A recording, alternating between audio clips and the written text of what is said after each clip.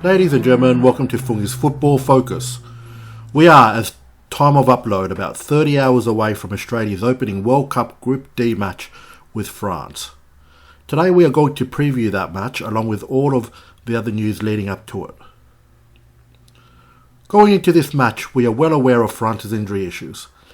The latest injury is of course Karim Benzema, pulled out yesterday due to an injury picked up in training. This adds to an already impressive list of players that won't be with the France squad.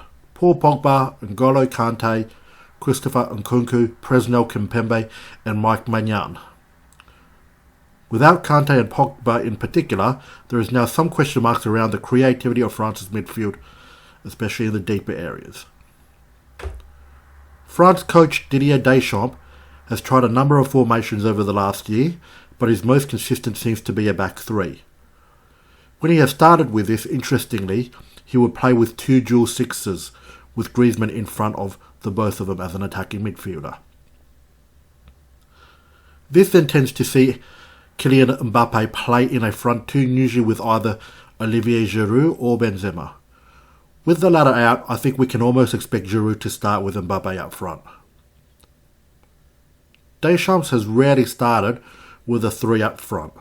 He tends to use width by having players come from deeper areas, but usually if one side has a wing back, the other will have a more attacking player stationed there. The most logical thinking would be that France wouldn't need to play three at the back against Australia. When they do play four at the back, France usually switches between a 4-4-2 and a 4-5-1 variation.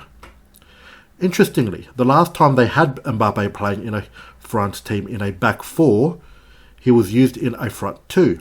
So it's clear that they want him to be as close as possible to the number 9.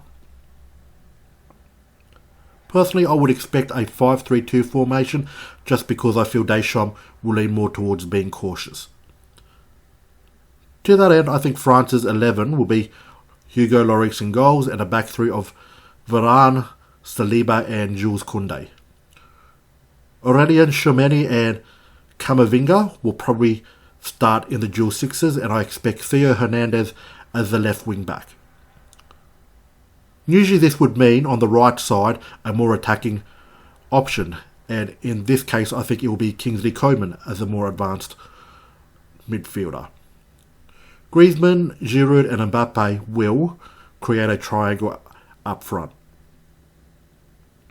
If France, however, do opt for a back four, I would think that Saliba is the most likely to slide out of the starting lineup and Pavard comes right into the back four on the right hand side.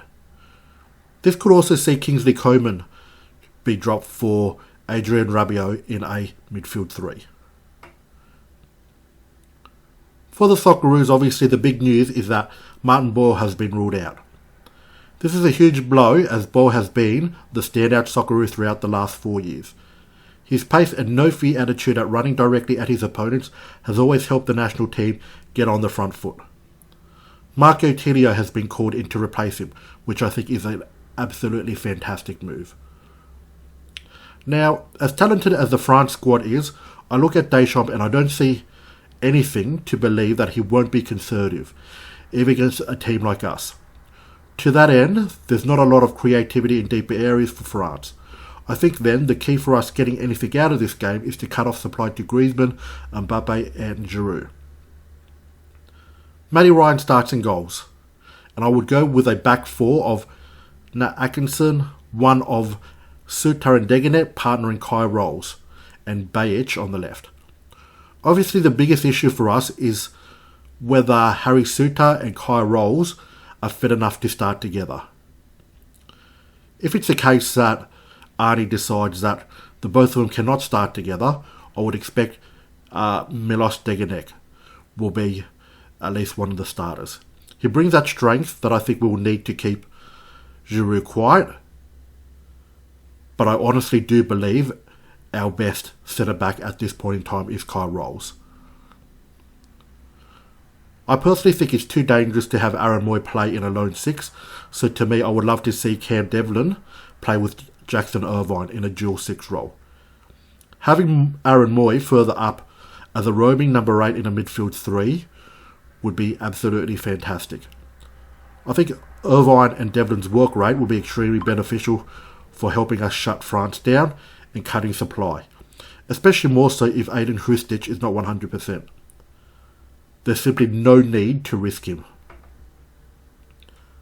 I think Awa Mabil and Matt Leckie are the obvious choices out wide. Leckie as a direct replacement for Martin Boyle makes the most sense, with his aggression and direct running, and I think Arnie will go for Duke to start, which makes a whole lot of sense with his sheer work rate. After about 65 minutes, if we're at parity with France, I could see them trying to bring on Dembele to liven things up. This may necessitate the game opening up more, which will then be perfect for guys like Quo, McGree and Telio playing between the lines. There's been some chatter recently about whether Arnie might opt for a back five. I think whether we play with a 4 or 5 in the back, the key for us here is in midfield. Don't take a backward step, guys. So I'm absolutely pumped. Wishful thinking says we can get something from the game. So why not dream about it? Right? This is our Socceroos, and this is our chance to show the world that we are more than what they expect of us. Fire up, guys.